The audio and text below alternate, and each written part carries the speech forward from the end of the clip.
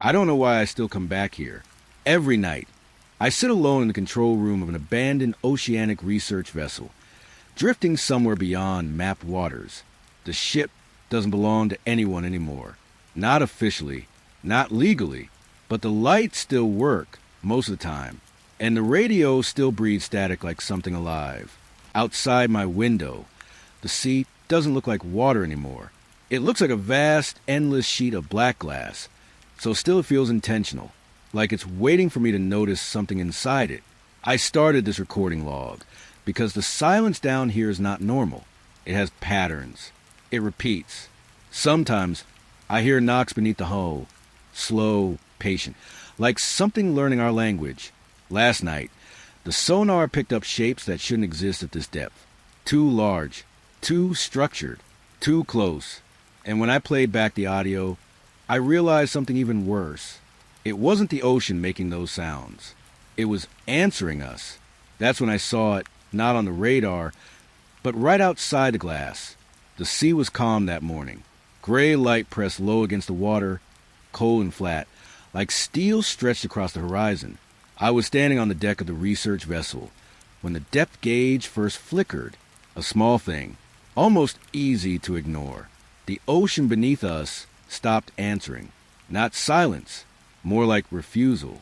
The screen that should have shown kilometers of depth simply held a line, straight, unmoving, like the sea had forgotten how far down it went. The air smelled of salt and old metal. Wind brushed the side of my face, soft and damp, carrying nothing but open water and distance. Someone laughed behind me, nervous, light. We told ourselves it was a glitch, but the sonar disagreed.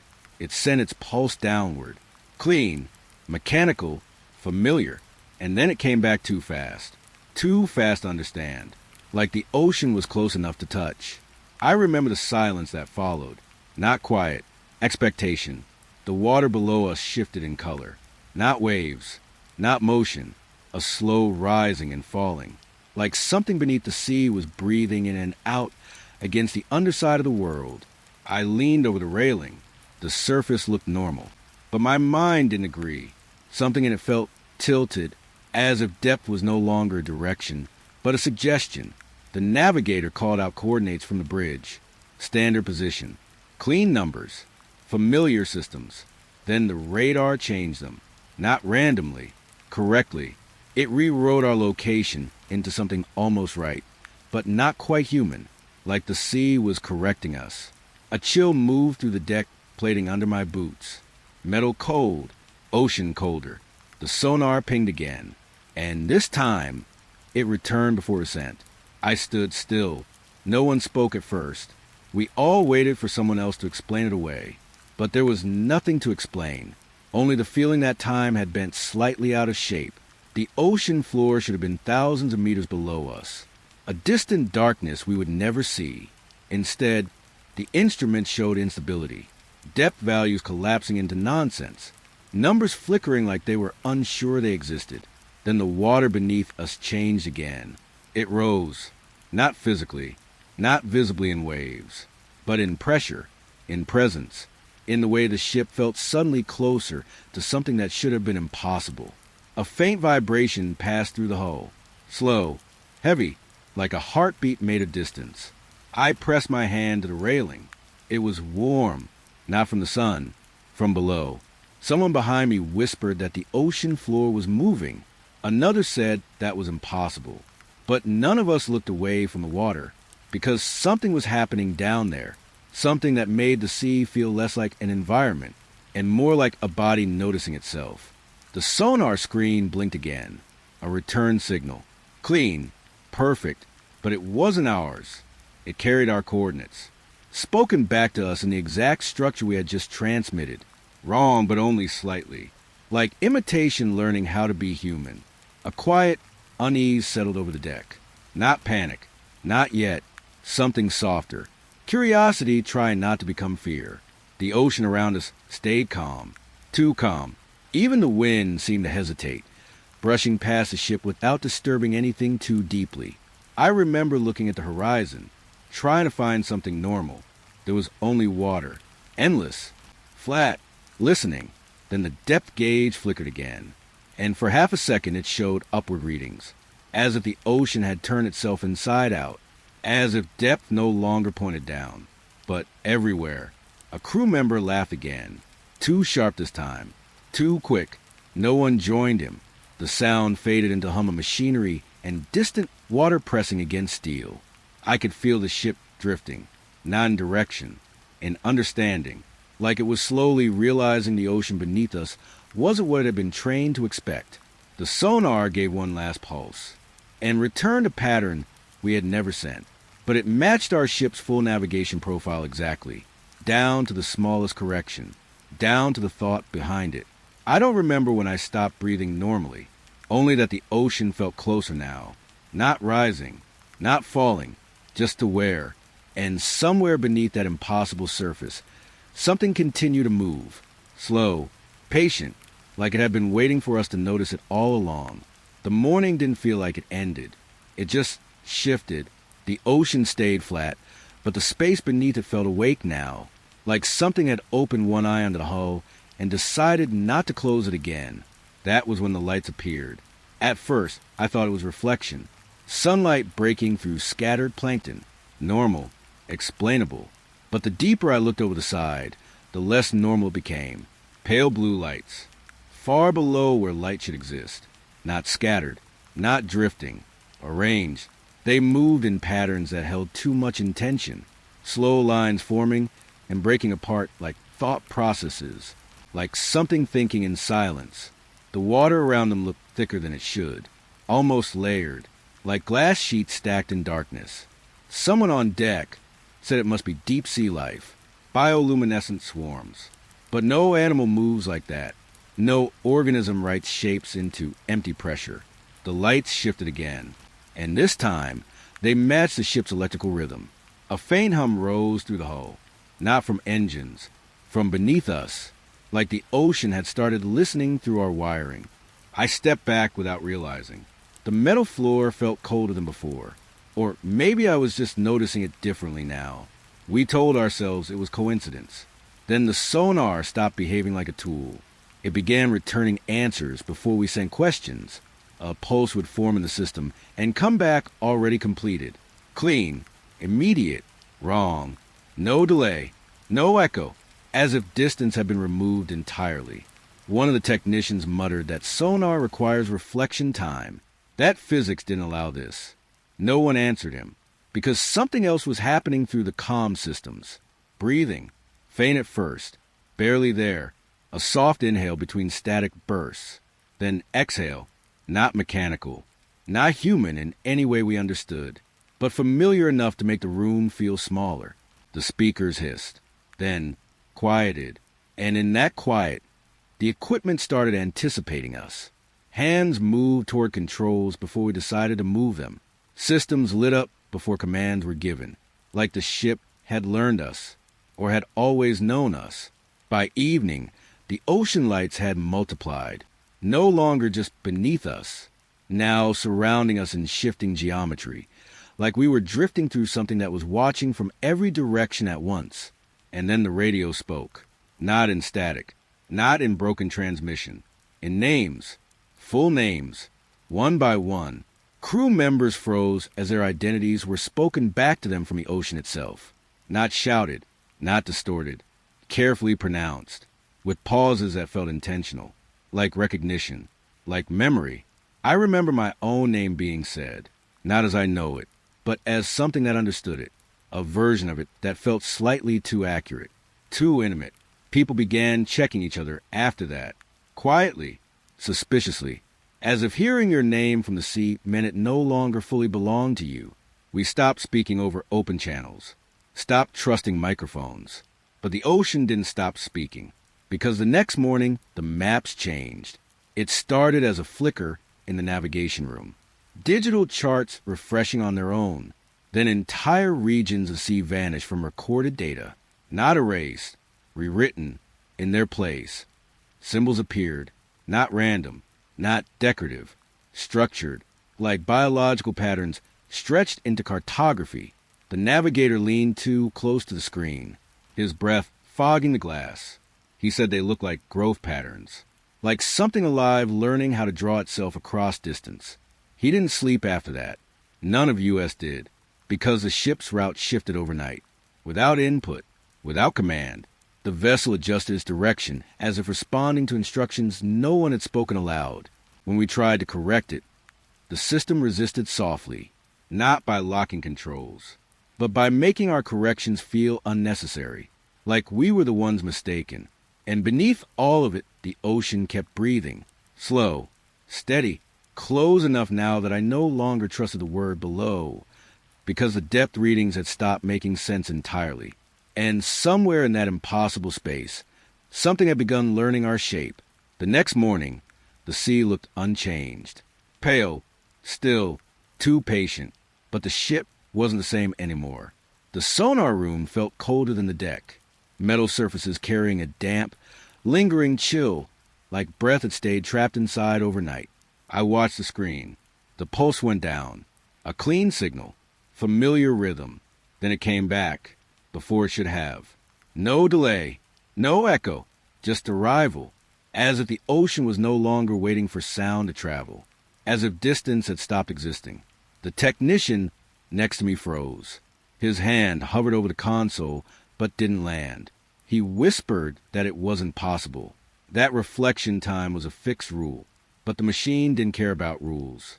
It responded again, faster this time, not just returning our signals, predicting them. The display began to fill itself in before we completed input, like something already knew what we would choose. A low-hum pass-through floor, not mechanical, not stable, more like pressure shifting its weight. Then the comm system clicked on. No warning, no activation, just breath, soft, close, inside the speakers. Not loud enough to be a voice yet, but shaped like one trying to remember how. I stepped back instinctively. The air in the room felt thinner, though nothing had changed. Someone asked if the microphones were open. No one answered, because the sonar began to pulse in a rhythm that wasn't random anymore.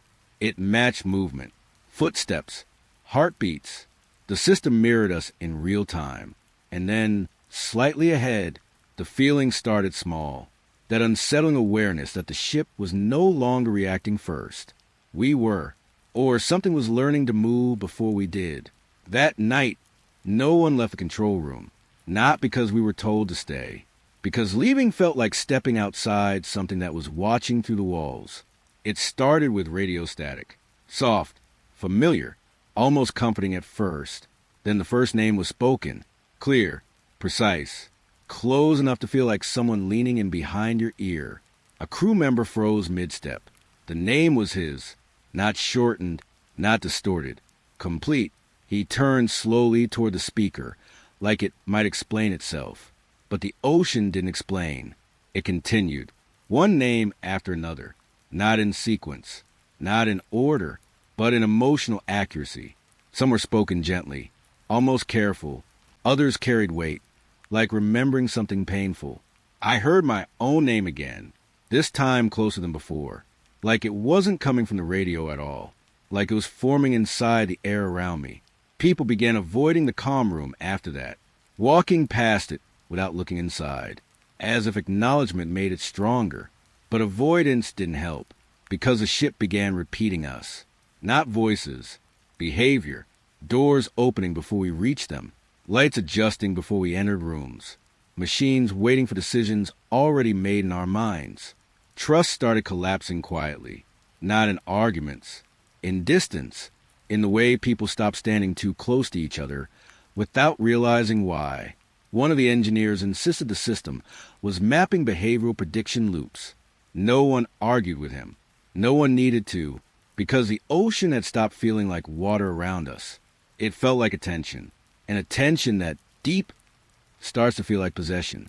That night, I stopped sleeping, because every time I closed my eyes, I could still hear the names, not spoken, waited. By morning, the navigation maps were gone, not blank, changed. The digital ocean grid had rewritten itself overnight. Entire sections of sea were missing, not erased, replaced, with symbols that pulsed faintly when looked at too long. They weren't random markings. They had structure, growth patterns, like something biological learning how to organize space. The navigator stood in front of the screen for a long time, too long. His reflection trembled in the glass as the symbols shifted behind it. He said they looked alive, not metaphorically, but in the way cells divide, the way thought forms. The ship's route had changed again, without input, without permission. The navigation system adjusted course as if responding to instructions embedded deeper than software. When we tried to override it, the controls didn't resist. They softened, like resistance was unnecessary, like correction was a misunderstanding. The ocean outside stayed calm, but the feeling inside the ship grew heavier, like something large had shifted its attention fully toward us, and now knew we were noticing it. That night, the symbols on the map changed again, faster this time, like they were reacting, not to observation, but to understanding. And somewhere beneath the hull, the sonar began to pulse in patterns that felt less like measurement and more like waiting. It happened just after midnight, when the ship felt the most empty. The sea outside was still, not calm, but held, like something was pausing its movement to listen. I was below deck when the first knock came. A deep metallic through the hull. Slow, heavy, certain, not impact like collision. Impact like communication. The sound rolled through the steel floors and into my ribs. A vibration that didn't fade after it passed. It stayed. Someone in the corridor froze mid-step. Eyes wide. Breath held too long. Then it came again. 3 knocks, evenly spaced. Deliberate. The sonar room lit up instantly, but the screen showed nothing beneath us. No mass, no object, no source. Only empty depth readings that refused to behave like numbers anymore. A technician whispered that nothing physical could be there, but the knocks continued. Rhythmic now, not random. Structured like language. We tried responding. A sonar pulse sent downward. Clean, simple, then silence. A long one, too long to be natural. And then the answer returned. 3 knocks, matching exactly. Perfectly timed, like imitation learning how to speak. No one moved after that. Even breathing felt like participation.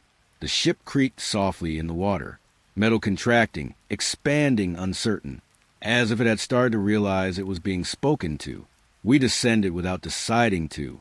That's what it felt like, as if the ocean had adjusted itself around us and called it navigation. The light outside the hull changed first, sunlight thinning into something weaker. Paler, almost stretched. Then it stopped behaving correctly. Flashlights didn't cut through water anymore. They bent, light curving slightly off path, like it was unsure where to go. We were still above safe depth, at least according to instruments that no longer agreed with themselves. Shapes began appearing just beyond the beam range, not fully visible, not fully gone, moving in slow hesitation, like thought forming at the edge of perception. One of the crew whispered that the water felt thicker. He was right. It wasn't density in the physical sense. It was layering, like the ocean had stacked itself into invisible sheets, each one carrying something slightly different. Time, pressure, memory. A diver lowered a camera feed. It came back distorted. Frames delayed, then corrected, then rewound. In one moment, he swore he saw a face inside a pressure wave. Not a creature, not anatomy, just recognition without form. We stopped watching the screens after that, but we couldn't stop seeing what they showed. Even with eyes closed, the sonar detected them first. Massive geometric shapes below us. Too large to calculate cleanly, too precise to be natural. They appear like cities, but not built, formed, like something had grown architecture instead of constructing it. Some sections pulse slowly. Dim rhythms deep within structure, like sleep, like breath inside stone. The navigator called them ancient civilization remains. His voice was thin, careful, like he didn't fully believe himself. But he needed the explanation to exist. We all did. The ship moved closer, without changing course. The structures reacted, not by moving, by acknowledging. A shift in pressure around the hull. Subtle, immediate, like something had noticed us noticing it. The sonar tried to map edges, but the edges refused to stay still. They changed every time they were observed. One technician said it felt like the ocean was thinking around us, not beneath, around. And then one of the sleeping structures responded. A slow pulse echoed upward. Not sound, not vibration, something in between. And every instrument on board flickered at the same time, as if the entire system had blinked. The audio logs began to break first. At least, that's what we thought. Then we realized they weren't broken. They were ahead. Playback started showing conversations that hadn't happened yet. We would hear ourselves speaking in calm voices, planning, reacting, panicking. But those moments hadn't arrived. Not yet. One recording showed me standing alone in the control room, saying words I don't remember choosing. Behind my voice, the ocean hummed through the hull. When I checked the timestamp, it was 3 hours in the future. We tried to isolate the system, but isolation didn't work because the recordings weren't stored anywhere physical. They were already present, like time was being listened to instead of recorded. Crew members started refusing to speak near microphones, but even silence got recorded because later we heard silence too. Structured, intentional, like even absence had been captured. It appeared on radar first. A second ship, identical, same shape, same position, same movement pattern. Too close to be coincidence. We turned the external cameras and saw ourselves, not reflection, another vessel, moving in perfect synchronization with us. When we adjusted speed, it adjusted. When we turned, it turned. Exactly, without delay, like imitation perfected into identity. We attempted to approach it. The distance closed, then broke. The ship vanished, not moved, erased. Radar flickered, then updated. 2 ships became one again, but the system didn't correct itself fully, because internal readings still showed duplicate crew signatures. Every person on board had a second presence somewhere in the data, overlaid, unstable, wrong. People began checking faces more often, as if confirming existence required repetition. Identities started to feel negotiable, not stable, not singular. And through it all, the ocean remained calm, listening, learning, matching us more closely with every passing hour. The night felt heavier than the day, not darker, just closer, like the sky had lowered itself onto the sea. We heard it through the hull first. Whispers, not carried by air, not coming from speakers, forming directly through the steel. Soft syllables pressing into the metal like memory trying to surface. At first, it was random fragments, broken languages, unfinished thoughts. Then it became structured, sentences. The water outside was speaking, not to us, through us. Pressure around the ship shifted in slow rhythm, expanding, contracting, like breathing, but not human breathing. Something larger learning timing. We stopped sleeping that night, not because we decided to, because closing our eyes didn't remove it anymore. The whispers continued even in silence, even in thought. One of the engineers said the ocean had started syncing with cognition. No one asked him to explain. We already understood too much. The sonar failed before sunrise, not shut down, changed. The display flickered, then stabilized into something impossible, negative depth. At first, we thought it was a calibration error, but every system agreed. We were above something that registered as less than nothing. The ship felt it too. A subtle lift in gravity, like the world had tilted slightly upward. Objects slid in directions they shouldn't. Pens rolling toward the ceiling. Water droplets drifting upward before falling again in confusion. The navigator stared at the screen without blinking. He said we were no longer above seabed. We were above non-space, a region that shouldn't exist in physics. The ocean outside shimmered in strange layers, like reflections stacking without alignment.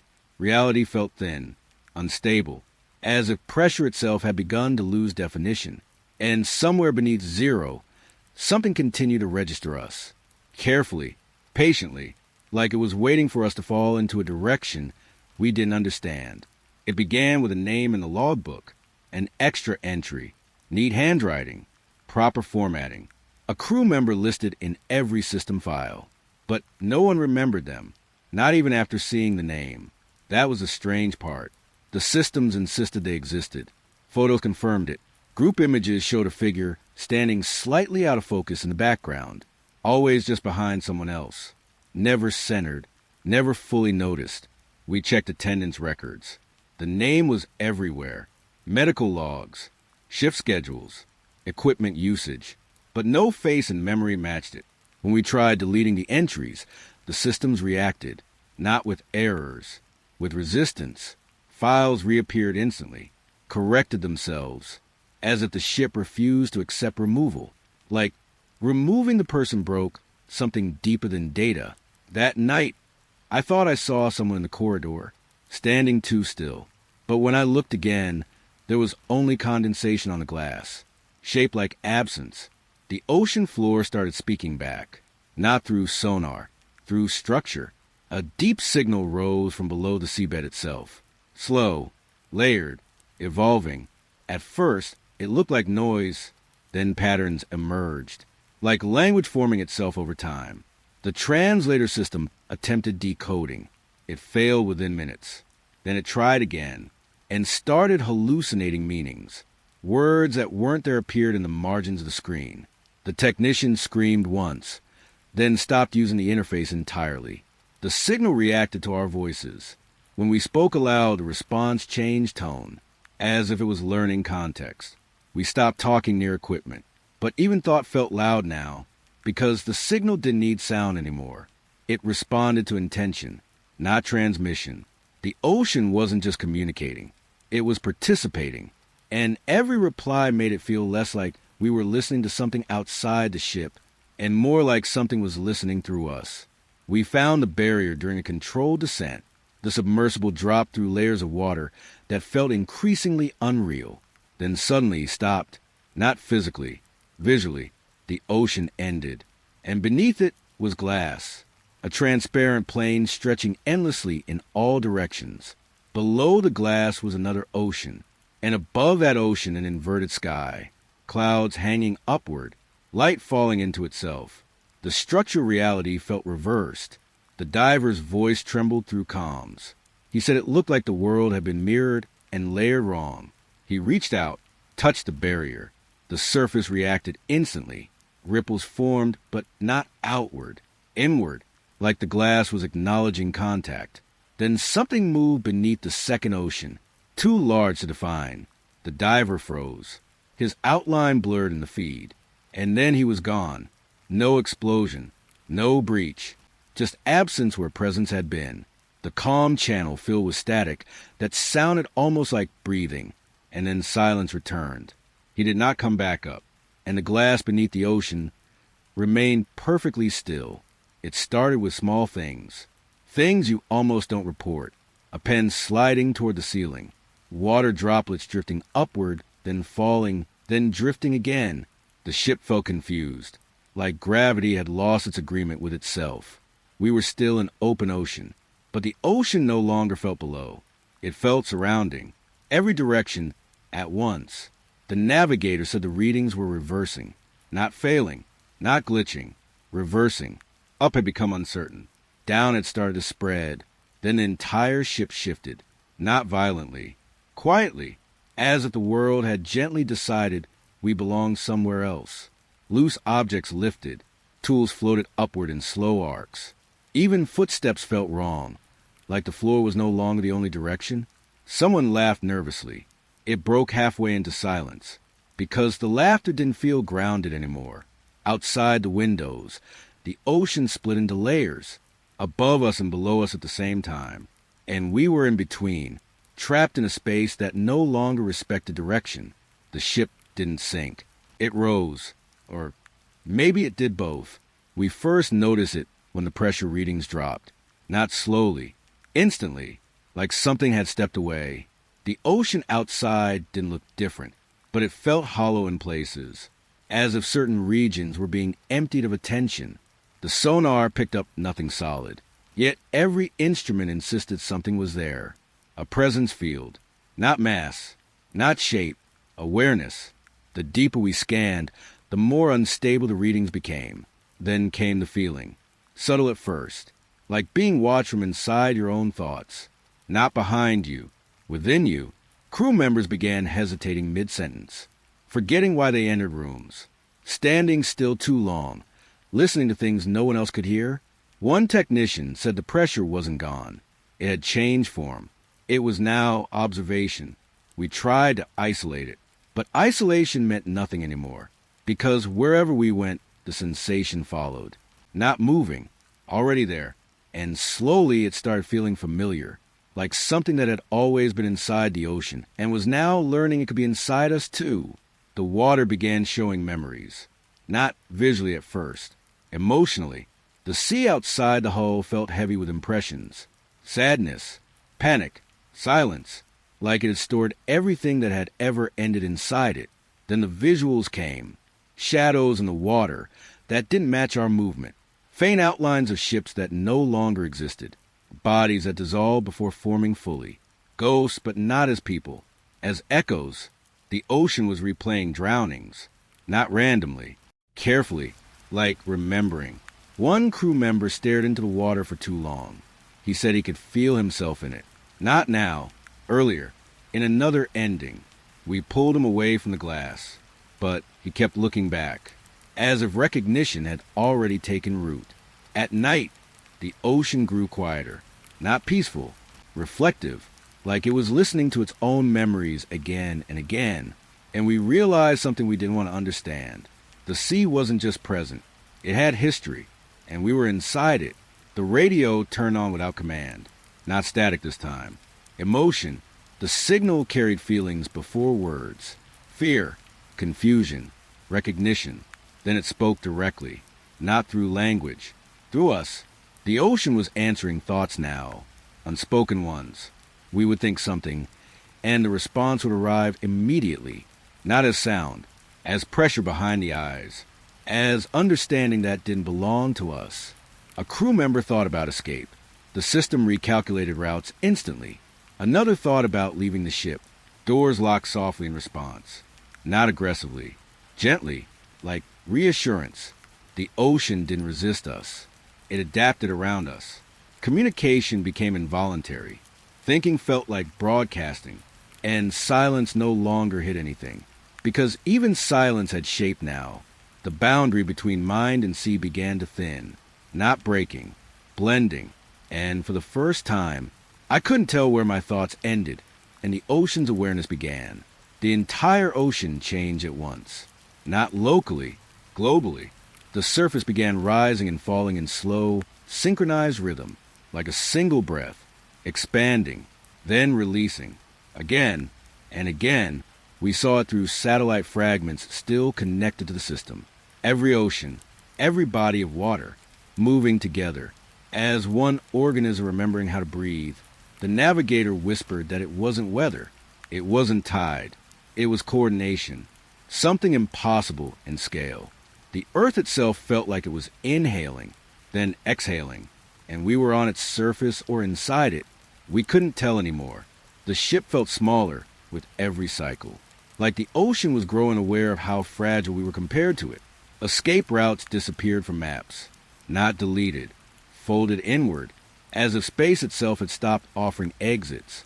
Someone asked if the world had always been like this. No one answered, because the question didn't feel past tense anymore. The breathing continued, slow, patient, infinite, and somewhere deep beneath the synchronized motion of water and sky and pressure, something finally realized it was being noticed. It appeared without warning. No signal, no approach, no build-up, just light, deep beneath us. Pure white, not glowing, not shining, existing. The ocean around it didn't illuminate. It surrendered. Darkness didn't retreat. It became irrelevant. We saw it through every feed at once. Sonar, cameras, even reflected glass screens. All of them agreed on one impossible point. Something below the sea was brighter than reality should allow. The light pulsed once, and time slipped, not forward, not backward, sideways. The next moment didn't match the last. People blinked and forgot why. Conversations restarted mid-sentence, as if continuity had been erased and rewritten softly in real time. One crew member said he had just experienced an hour that no one else remembered. Then he stopped speaking, because the light pulsed again, and memory became unreliable. We began checking logs constantly, but even the logs changed when we weren't looking directly at them. Like observation was the only thing keeping reality from fully dissolving, and the ocean kept opening. We finally reached surface control, or what was left of it. The connection was weak, fractured, half there, static carried through like wet air pressing against metal. Then the message came through. Clear, calm, final. You were never alone down there. No identification, no origin point, just certainty. We tried to respond, but the system locked, not by force, by recursion. Every attempt to speak was repeated back into itself, looping, folding, overwriting. The ship's communication network became a closed circle, a broadcast with no outside receiver, only us, and the message, you were never alone down there, over and over, until it stopped sounding like a warning, and started sounding like recognition. Surface contact didn't break. It dissolved, like it had never been separate to begin with, and for the first time we understood what isolation really meant. Not being cut off, being contained. Water appeared in the hallway. No breach, no alarm, just presence. A thin sheet of seawater stretching across the floor, like it had always belonged there. Then it was gone. Then it returned, faster each time. Rooms filled and emptied in seconds. Dry steel becoming flooded memory. Then dry again, as if nothing had happened, but something had. Because the reflection started changing. In every window, every screen, every polished surface. The ocean was inside the ship, not outside. Inside, moving through impossible geometry that didn't match the structure of the vessel. Crew members began avoiding mirrors, not because of fear, because recognition felt unstable. Hallways no longer led consistently to the same places. Doors opened into water that disappeared when touched. The ship stopped behaving like an object. It behaved like a question, something trying to decide what form it should take, and failing, quietly, repeatedly, until even walking felt like moving through uncertainty. The realization didn't arrive. It surfaced, slowly, without resistance. We were never ascending, never stabilizing, never returning. The entire journey had been descent, not through water, through perception. Memories began shifting when examined too closely. The first dive wasn't the start. It was the only moment that mattered. Everything after felt layered over something deeper, something rewritten. Crew members stared at each other longer now, searching for consistency that no longer held. Names felt uncertain, faces familiar but misplaced. The ship logs confirmed it gently. We had never truly surfaced after the first ascent. We had only moved deeper into states of understanding that replaced what came before. One by one, people stopped correcting the inconsistencies, not out of acceptance, out of exhaustion. Like fighting reality had become less possible than letting it reshape itself. And the ocean stopped reacting to us as intruders. It began reacting as if we belonged, as if we had always been part of it. The final descent wasn't marked.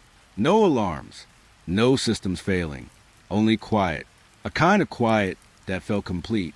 No echo, no hum, no mechanical breath of the ship. Even thought felt muted, like the mind itself had entered water too deep for language. We drifted into a zone where sound stopped behaving like sound. It didn't vanish. It was replaced. Something else filled the absence. Not noise, not voice. A presence that occupied silence itself. The ship no longer responded to control. Not because it was broken, because control no longer had meaning. The ocean around us was no longer water. It was awareness without direction, without limit. And then it noticed us noticing it, not as a reaction, as acknowledgement. Everything paused in that instant where observation meets being observed. And in that pause, I understood there was no outside anymore, no surface waiting, no return, only depth that had learned how to look back. And in that final recognition, Even silence stopped being ours.